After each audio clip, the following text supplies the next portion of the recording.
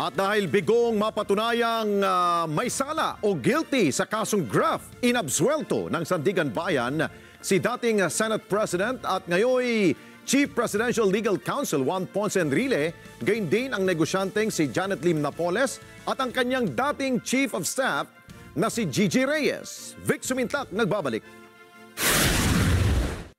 Pinawalang sala ng Sandigan Bayan si dating Senate President at ngayon ay Chief Presidential Legal Counsel Juan Ponce Enrile kaugnay ng kasong graft.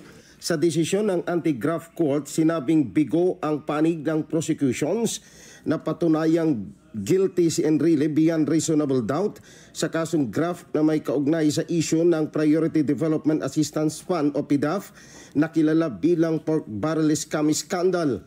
Kasama ni Enrile na inabsuelto ng Sandigan Bayan sina pork barrel scandal Queen Janet Lim Napoles at Attorney Gigi Reyes, dating Chief of Staff ni Enrile.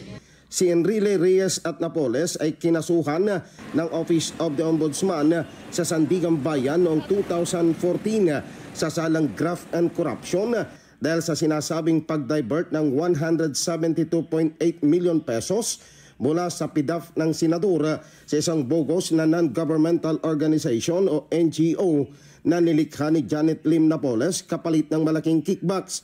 Magugunitang sina Enrile, Reyes at Napoles ay pinawalang sala din ng Sandigan Bayan noong Oktubre ng nakarang taon sa kasong plunder na may kinalaman din sa pork barrel scam scandal. Si Enrile, 101 taong gulang na, ay hindi nakadalo ng personal sa promulgation ng kanyang kaso sa Sandigan Bayan ngayong araw dahil siya ay nakakonfine sa hospital. Samantalang si Napoles ay kasalukuyang nakakulong ay dumalo sa pamagitan ng Zoom. Vic Sumintak para sa Mata ng Agila, matatag, matapang, matapat.